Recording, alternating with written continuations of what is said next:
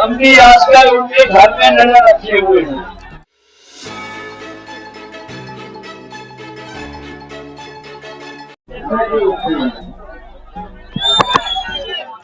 जब से उन्होंने 12 बजे घुसने की बात कही है, हम भी आजकल उनके घर में नजर रखे हुए हैं।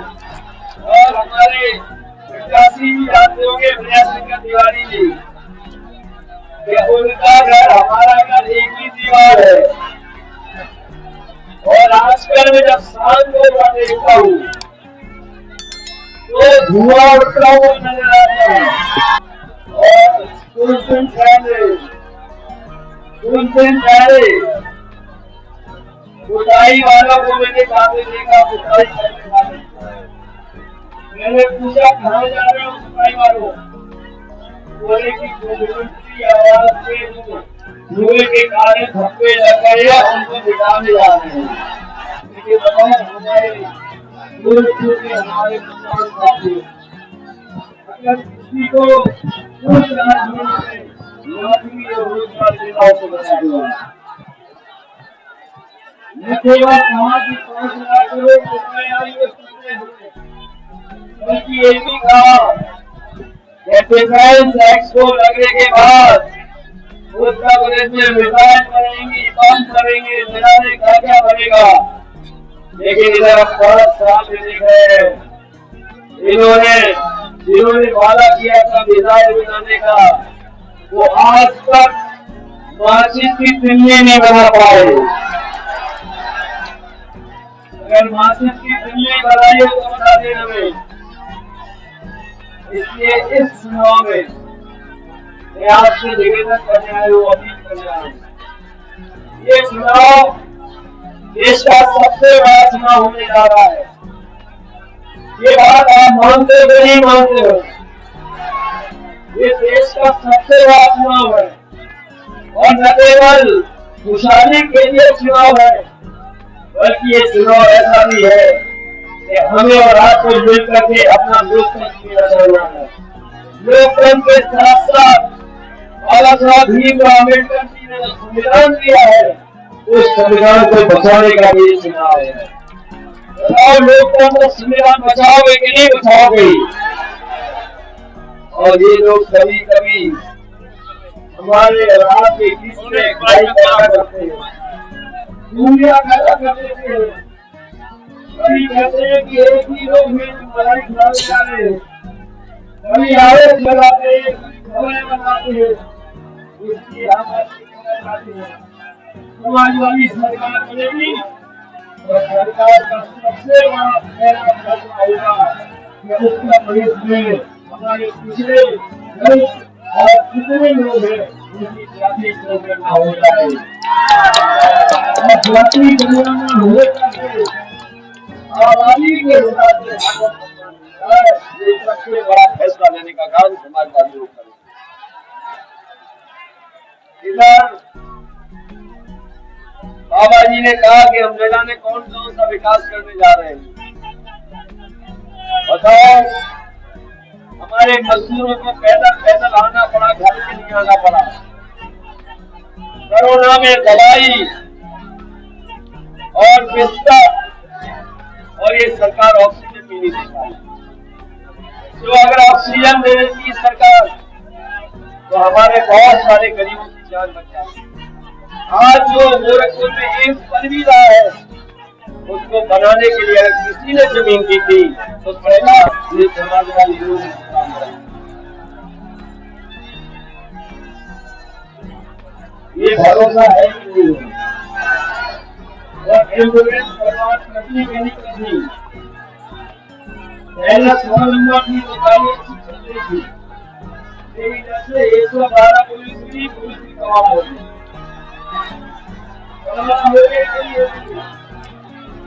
ये हमारा बाढ़ का क्षेत्र है, हर साल बाढ़ आती है, हर साल बाढ़ से मुकाबला करना पड़ता है। खेती से लेकर के घर मकान जानवर सबका नुकसान होता है। इसलिए समाजवादी पार्टी लागू करने जा रही है। समाजवादी सरकार बनेगी तो बेनिया सराय वाला बंदा अगर बनाना पड़ेगा और ठीक करना पड़ेगा तो 8 से लाख देने के लिए बंदे को उसकी करियर नाम भाई हमारे खड़े पुरी से खून खास कर अगर बंदे को ठीक करना पड़ेगा तो इस बंदे को भी ठीक करने का नाम समाजवादी सरकार होगा। तो चाहिए कि जहाँ पर नेपाल में बड़े पैमाने पर पानी आता है, अगर हमारे संबंध अच्छे हो जाए और अगर नेपाल तैयार हो जाए तो कहीं न कहीं बहुत सारी बिजली बनाने के साथ लगाए जा सकते हैं, जिससे कि न केवल भारत में नियंत्रण होगा बल्कि नेपाल को भी फायदा होगा, भारत को भी फायदा होगा और जो कारखाना लगाएगा कहीं न कहीं उसको व्यापार करने का मौका मिलेगा। इसलिए समाजवादी सरकार में जहाँ हमने बड़े बड़े बिजली बनाने वाले कारखाने लगाए, जिसकी वजह से आज बिजली बन रही है, ये जो बिजली मिल भी रही है ये कोई बाबा जी ने लगाई हुई बिजली नहीं है, ये समाजवादियों की सरकार है जो बिजली के कारखाने करेगी, इसी की वजह से आज बिजली उपलब्ध है। और अगर इन्होंने बिजली के कारखाने बनाए होते तो कम से कम गोरखपुर के लोगों ने उनके मुंह से बिजली के कारखाने का नाम तो सुना होगा। बताओ बाबा मुख्यमंत्री ने अगर एक भी बार बिजली के कारखाने का नाम अपने मुंह से बुलाओ तो बता दो। और हम तो दावा करते हैं कि जो 5 साल में नहीं रख पाए बिजली का कारखाने वो कभी नहीं रख पाएंगे बिजली के कारखाने का नाम। बताओ सबका साथियों, उन्होंने कभी अपने मुंह से कहा हो कि 3 into 660 sugar chemical thermal plant. बताओ कभी बाबा को कहा हो तो बताओ। मैं जानता हूँ कि बाबा मुख्यमंत्री कहते हैं अगर उन्होंने बनाया होगा तो शायद एक बार को भी कह सकते। इसलिए जो बिजली आज मिल भी रही है ये समाजवादी की देन है। मैं आपको भरोसा दिलाने जा रहा हूँ, समाजवादी सरकार बनेगी तो 300 यूनिट बिजली मिलेगी आपको सबसे अगर हमारे किसानों के लिए सिंचाई बात होगी वो भी आपको बिजली देना पड़ेगा। ये यहाँ पे मुझे याद है कि मुझे खाने की बुंदेलों के साथ बने थे, वहाँ पर कई नदियाँ बहुत पुरानी थी, उनका घर में और हमारा बहुत के बारे में जानकारी थी। वो नदियाँ कभी साफ नहीं थी। अगर आपकी आँख में राहत दिलाने के लिए हम नदियों की डिसिल्टिंग करानी पड़ी साइंटिफिक तरीके से, तो नदियों की डिसिल्टिंग साइंटिफिक तरीके से करा करके आपकी नदियों का पानी निकल जाए, नालों से पानी निकल जाए, वो भी इंतजाम समाजवादी सरकार ने करना। हमारे कर्मचारियों की बहुत पुरानी मांग रही, हमारे कर्मचारियों की बहुत पुरानी मांग रही कि पुरानी पेंशन बहाल हो। समाजवादी सरकार मैं कहने जा रहा हूँ, सरकार बनेगी तो पुरानी पेंशन को बहाल कर करके हमें कर्मचारी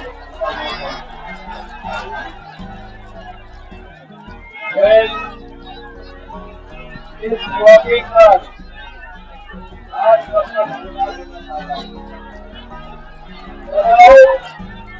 बीजेपी के लोगों की भाषा बदल गई कि नहीं बदल गई?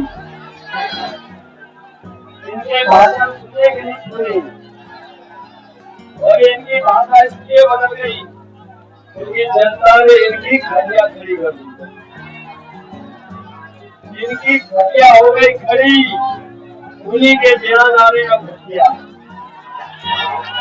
और इनके विधायकों को नहीं देगा जो चुनाव लड़ने आ रहे हैं, कोई दंडवत प्रणाम कर रहा है, जनता के चरणों में गिर पड़ रहा है, कोई जनता से माफी मांगने के लिए कान पकड़ करके उठक बैठक करा रहा है।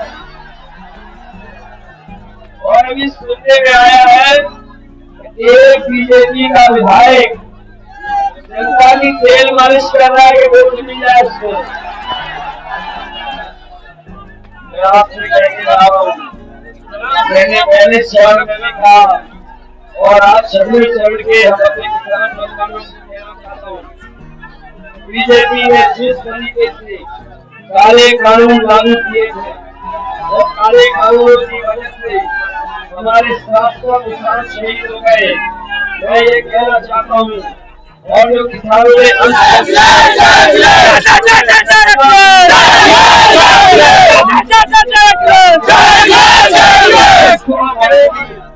पकड़ करके उत्तराखंड लगाएंगे तब भी यहाँ का किसान और नौजवान उन्हें माफ करने वाला नहीं है। बताओ किसान भाइयों, माफ करोगे? चुनाव में तो साफ कर देगा, साफ करोगे कि नहीं साफ करोगे? और इनके नेता आजकल ABCD सिखा रहे हैं, A for ये, B for ये, N for ये, Z for ये, और अंग्रेजी सिखा रहे हैं। मैंने भी उनसे कहा अगर आप अंग्रेजी सिखा रहे हो तो हम आपको हिंदी सिखाना चाहते हैं। और हिंदी सिखाने में मैंने कहा कि काका गए तो बाबा भी जाएंगे, काका का मतलब हमारे पत्रकार साथियों काले कानून, अगर काले कानून गए तो बाबा भी चले जाएंगे। मेरा एक गाना बहुत सुना होगा आपने, यूपी में साहबा, ये सुनिए सके सुनिए, इसका मतलब यूपी में साहबा भाई भाई बाबा का तो भाई भाई कर बाबा जी ये बदल करिए। और मैं आपको भरोसा दिलाता हूँ समाजवादी सरकार में काम होता है और रोजगार मिलते हैं, हमारी उम्र खत्म हो जाएगी अगर समाजवादियों की सरकार नहीं आएगी। ये पूरे हो गए हैं और क्या सुनाएंगे बच्चों को, इसलिए आप अपना खून अपना करो, हमारी मदद करिए, मदद करोगे नहीं करेंगे। ये बीएड और नेट वाले लोग बहुत इंतजार तो नहीं करोगे, 5 साल इंतजार तो नहीं करोगे। और ये 69,000 वाले 17,000 वालों कहीं आप इंतजार तो नहीं कर रहे हो।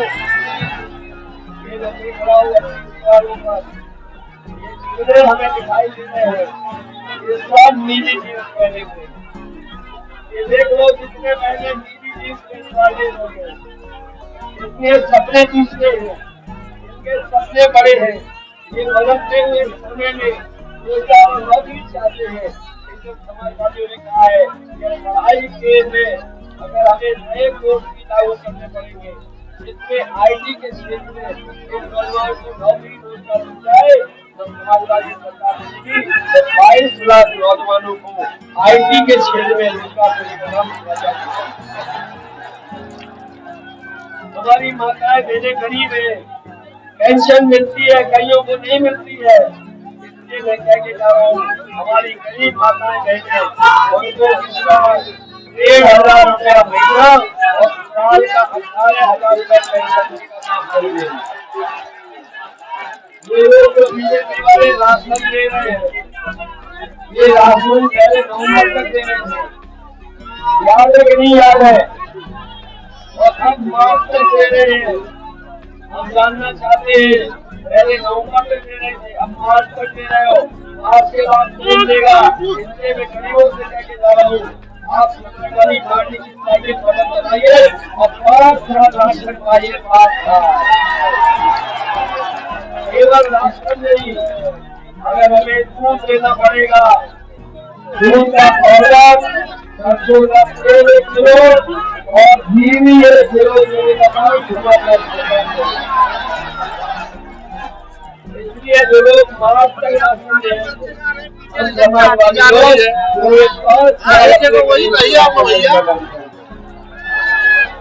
ये मदद करोगे, हमारे छात्र वाले निकालोगे और युवक नेता तैयारी निकालोगे और मिलता है इनको निकालोगे। आप मदद उधर जाइए किनारे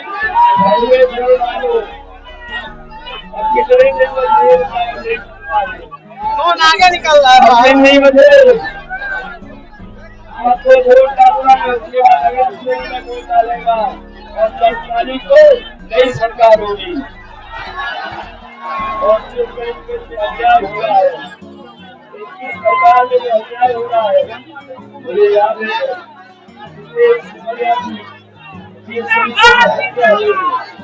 और हत्या करने के बाद जो अपराधी अभी तक नहीं पकड़े गए उसको न्याय नहीं मिला है, जो हत्या की है वो सरकार की गलती लोग है, इसलिए इसे सरकार और उनके समाज से लोग